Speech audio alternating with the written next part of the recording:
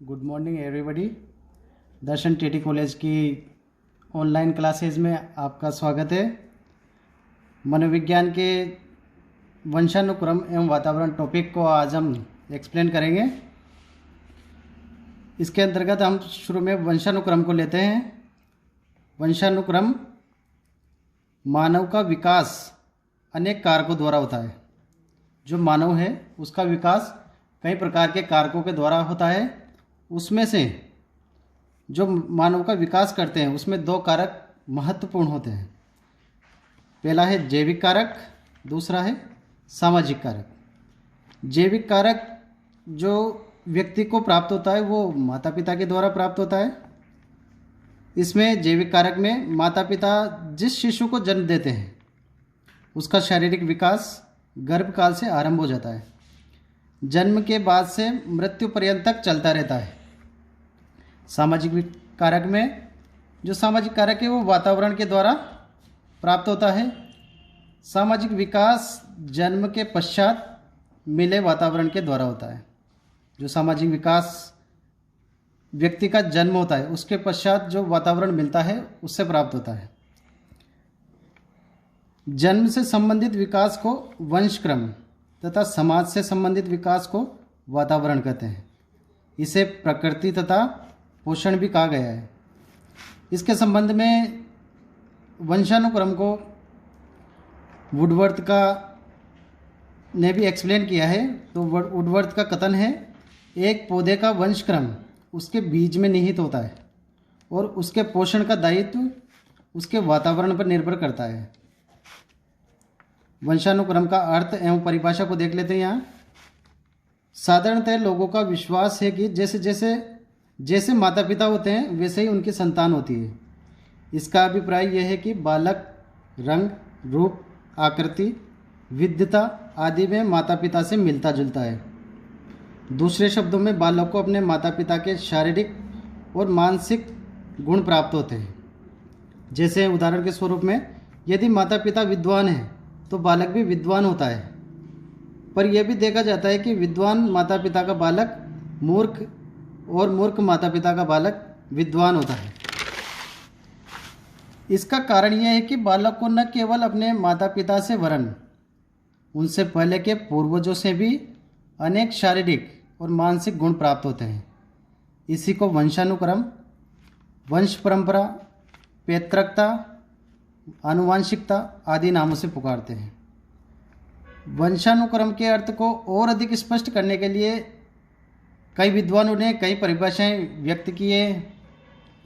उसके संबंध में सर्वप्रथम अपन BN झा के अनुसार देखते हैं। इन्होंने वंशानुक्रम को किस प्रकार परिभाषित किया है। इन्होंने कहा है कि वंशानुक्रम व्यक्ति की जन्मजात विशेषताओं का पूर्ण योग है। क्या कहते हैं ये? वंशानुक्रम व्यक्ति की जन्मजात विशेषताओं का पूर्ण योग है।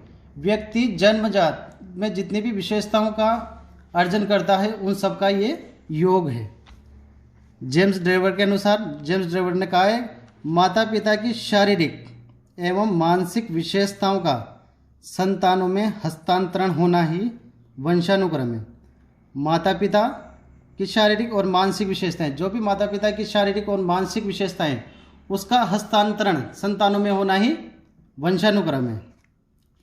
H.A. पीटरसन के अनुसार, H.A. पीटरसन ने कहा है कि व्यक्ति को अपने माता पिता से पूर्वजों की जो विशेषताएं प्राप्त है उसे वंशानुक्रम कहते हैं।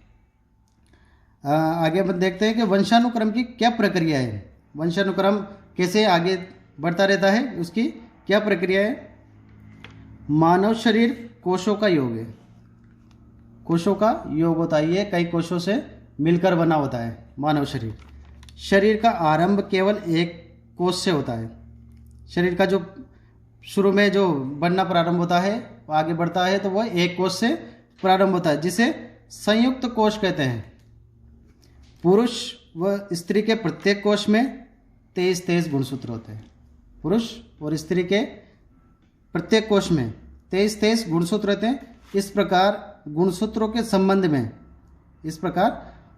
के संबंध में एक विद्वान हुए हैं मन, उन्होंने एक्सप्लेन किया है, बताया है कि हमारी सब असंख्य परंपरागत विशेषताएं इन 46 गुणसूत्रों में निहित रहती है।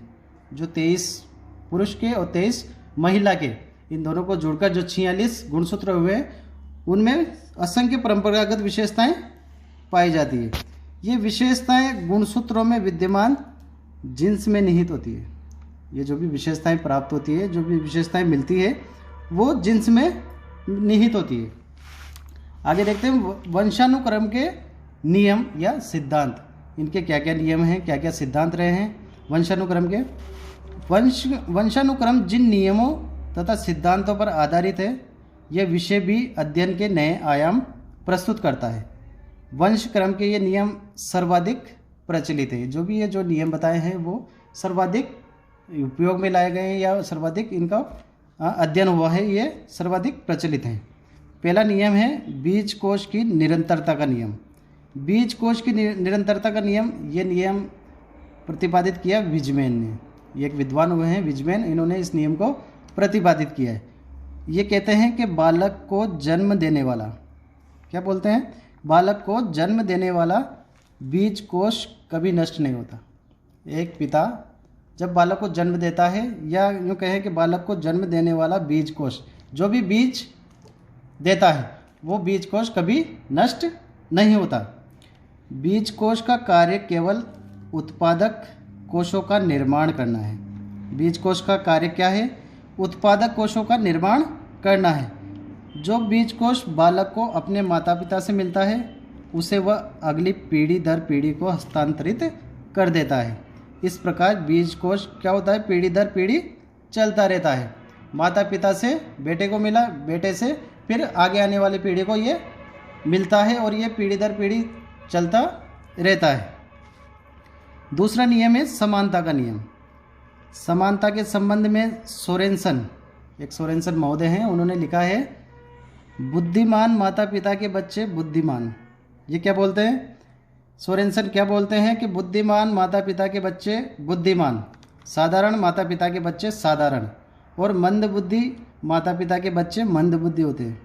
इस प्रकार शारीरिक रचना की दृष्टि से भी बच्चे माता पिता के समान होते हैं। तो ये नियम, समानता का नियम भी, वंशानुक्रम में समानता का नियम भी प्रभावी है। तीसरा है विभिन्नता का नियम। बालक माता पिता के समान न होकर भिन्न होता है। ऐसा नहीं है कि बालक जैसे माता पिता हैं उसी के अनुसार बालक हो, वो भिन्न भी हो सकता है। तो बालक माता पिता के समान न होकर भिन्न होता है। एक ही माता पिता के बालक एक दूसरे के समान होते हुए भी बुद्धि, रंग और स्वभाव में एक दूसरे से भिन्न होते हैं। चौथा है प्रत्यागमन का नियम। बालक में माता पिता के विपरीत गुण पाए जाते हैं। इसके संबंध में सोरेनसन ने लिखा है बालक में माता पिता के विपरीत गुण पाए जाते हैं। ऐसा नहीं है कि पिता, अगर माता पिता ईमानदार हैं तो बेटा भी ईमानदार हो, माता पिता किसी व्यवसाय में है तो उसका पुत्र ऐसा नहीं व्यवसाय में हो। इसके विपरीत भी उनमें गुण मिलते हैं या उसमें पाए जाते हैं। सोरेनसन इसके संबंध में लिखते हैं बहुत प्रतिभाशाली माता पिता के बच्चों में कम प्रतिभा होने की प्रवृत्ति।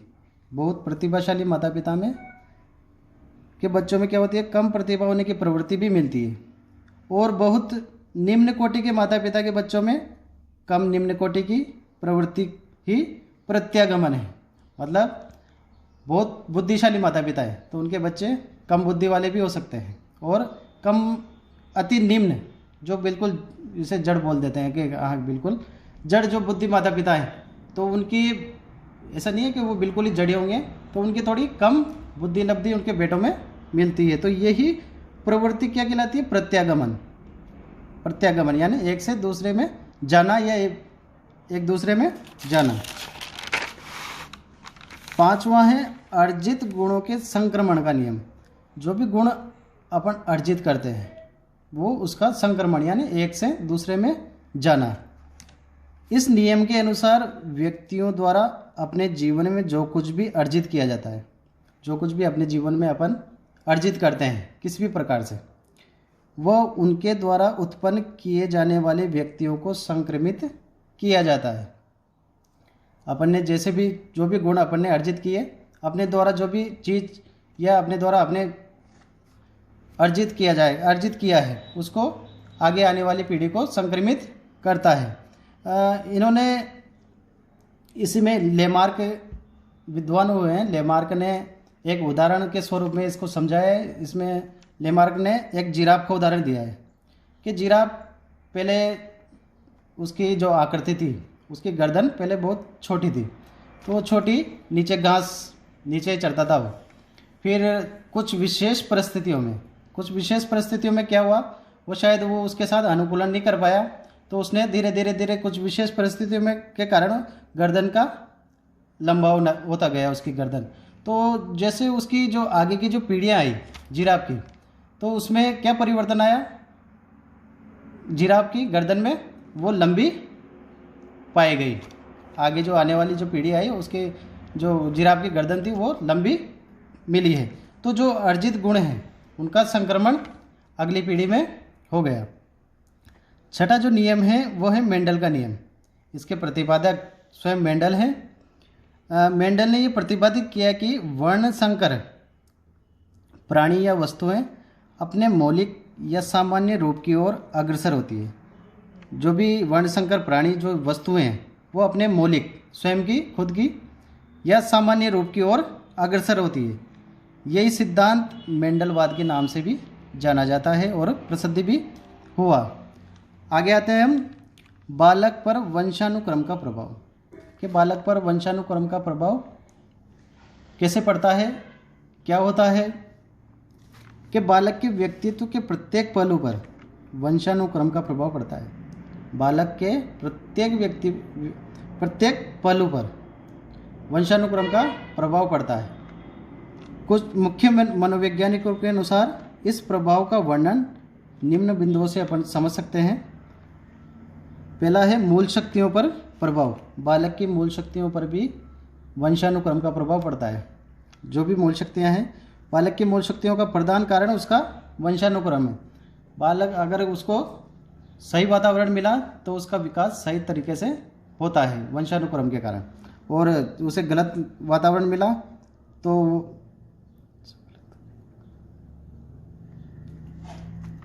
ठीक है। दूसरा वंशानुक्रम का जो प्रभाव है, दूसरा है शारीरिक लक्षणों पर प्रभाव। बालक के शारीरिक जो लक्षण होते हैं उन पर भी वंशानुक्रम का प्रभाव पड़ता है।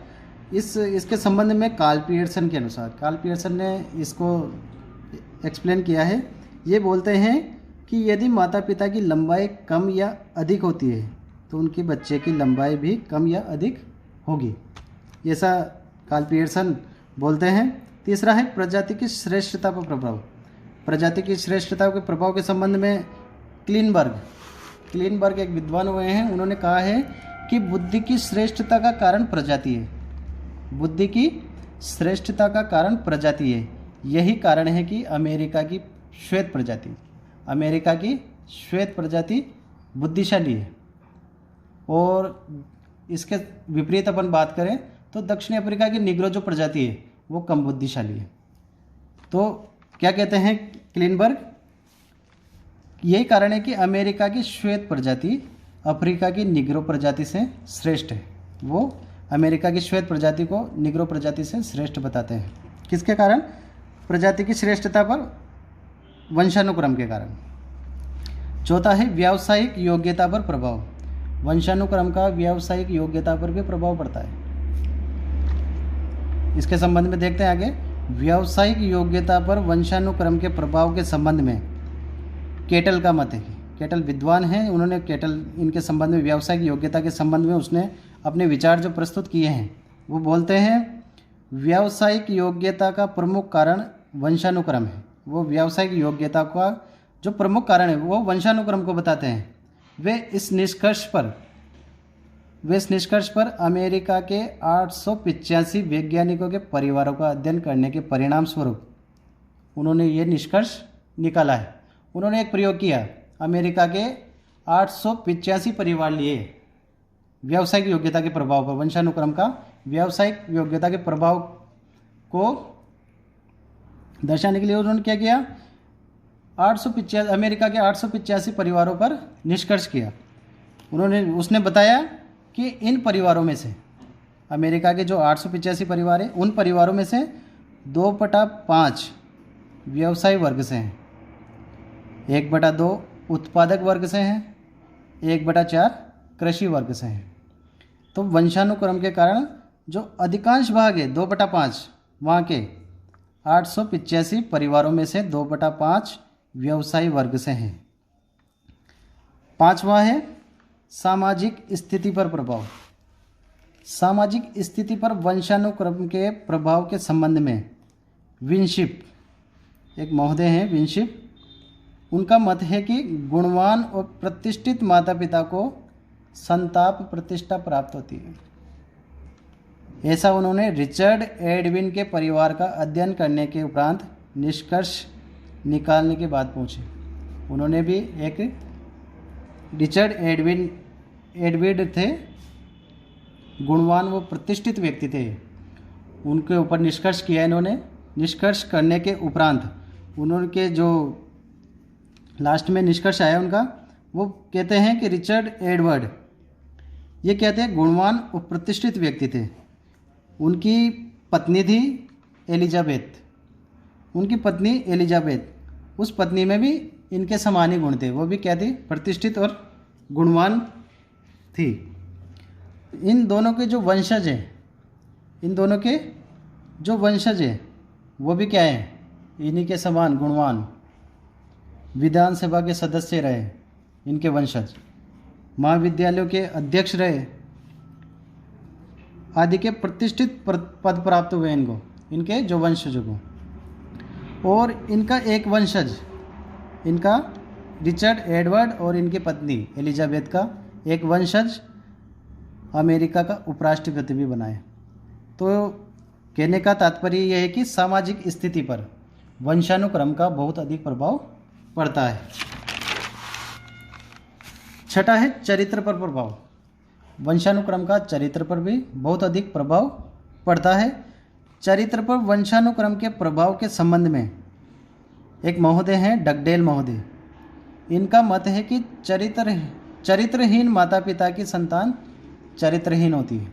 क्या बोलते हैं ये डगडेल महोदय कि चरित्रहीन माता पिता की संतान चरित्रहीन होती है। उसने ये बात सन 1877 में ईस्वी में ज्यूक के वंशजों का अध्ययन करके सिद्ध की। उन्होंने क्या किया, एक ज्यूक के परिवार का, ज्यूक एक व्यक्ति हैं जो इनके परिवार का, उनके वंशजों के उनको लिया, उनके वंशजों को लिया, उनके ऊपर अध्ययन किया। तो ज्यूक्स एक व्यक्ति हैं, उन्होंने डगडेल महोदय ने इसके ऊपर अध्ययन किया, उनके सारे परिवार को ले लिया। तो ज्यूक का जन्म कहाँ हुआ, सन 1720 ईस्वी में न्यूयॉर्क में। ये क्या था, चरित्रहीन मनुष्य था। कौन, ज्यूकस। इसकी पत्नी में भी इन्हीं के समान गुण थे, ये भी क्या थी, चरित्रहीन। और इन दोनों के जो वंशज हुए, इनके वंशज हुए, इसके संबंध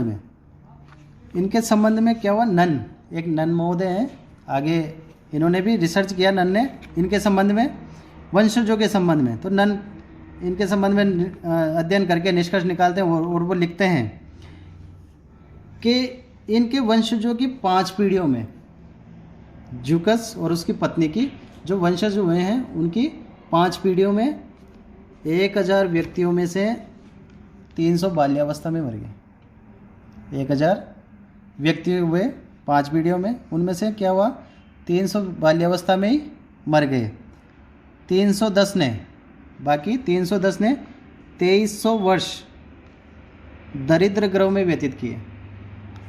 440 ने रोग के कारण मर गए, 440।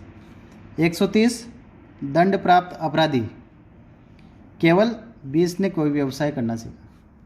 तो कहने का क्या तात्पर्य है नन का, कि चरित्र पर वंशानुक्रम का बहुत अधिक प्रभाव पड़ता है। जैसा आपका चरित्र होगा वैसे ही आपकी संतानें होगी। 7वां है महानता पर प्रभाव। जैसे चरित्र पर प्रभाव पड़ता है वैसे ही व्यक्ति की महानता पर भी वंशानुक्रम का प्रभाव पड़ता है। महानता पर वंशानुक्रम के प्रभाव के संबंध में गोल्टन ने लिखा है, गोल्टन महोदय हैं, उन्होंने लिखा है कि महान न्यायाधीशों, राजनीतिज्ञों, सैनिक पदाधिकारियों, साहित्यकारों, वैज्ञानिकों और खिलाड़ियों के जीवन चरित्रों का अध्ययन करने से ज्ञात होता है कि इनके परिवारों में इन्हीं क्षेत्रों में प्रशंसा प्राप्त अन्य व्यक्ति भी हुए हैं। जो महान, अगर अपन किसी भी महान व्यक्तित्व का परिचय या उसकी जीवन के बारे में अध्ययन करते हैं और या फिर उसके ऊपर भी जाते हैं उसके, तो उसका भी परिवार के उसके जो पूर्वज हैं वो भी कहीं ना कहीं प्रतिष्ठित परिवारों में से रहे होंगे, तो उसका प्रभाव भी आगे आने वाली संतानों पर पड़ता है। 8वां है वृद्धि पर प्रभाव। वंशानुक्रम का प्रभाव वृद्धि पर भी बहुत अधिक दिखता है। इसके संबंध में गोडार्ड महोदय का मत है कि मंदबुद्धि माता पिता की संतान मंदबुद्धि, ये क्या बोलते हैं गोडार्ड महोदय कि मंदबुद्धि माता पिता की जो संतान होगी वो मंदबुद्धि होगी, तीव्र बुद्धि माता पिता की संतान तीव्र बुद्धि होगी। उसने ये बात कोलिकाक नामक एक सैनिक के वंशजों के अध्ययन के आधार पर बताई है। इन्होंने भी एक व्यक्ति हैं कोलिकोक, उनके वंशजों का अध्ययन किया है और उसका जो निष्कर्ष निकाला तो उनके आधार पर इन्होंने कहा है कि मंदबुद्धि माता पिता की संतान मंदबुद्धि और तीव्र बुद्धि माता पिता की संतान तीव्र बुद्धि। कोलिकोक ये व्यक्ति हुआ है, तो इसका जो उदाहरण लिया है इसने क्या है, 2 शादियाँ करी।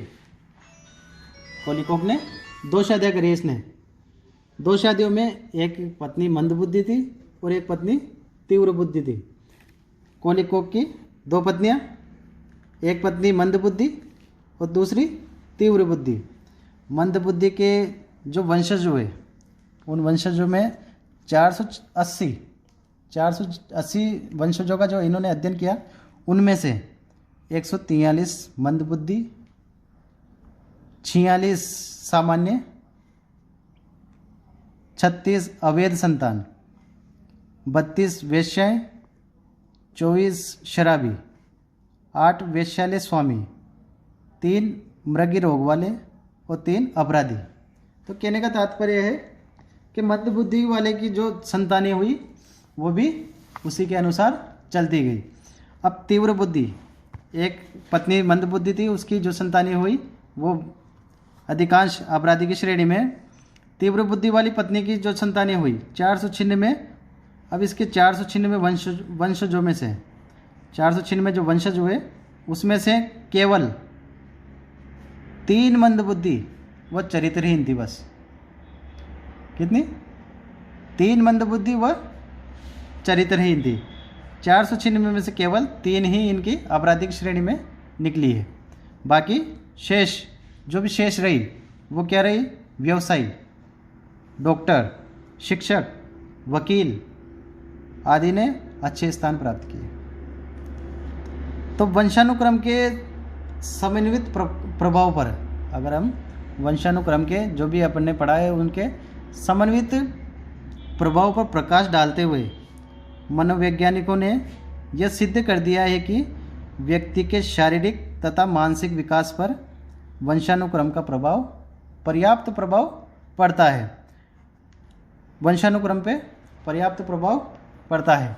ये अपने वंशानुक्रम और वातावरण का जो टॉपिक था उसमें से हमने वंशानुक्रम को यहाँ पर लिया है। आगे का वातावरण के बारे में हम अगले लेसन में चर्चा करेंगे।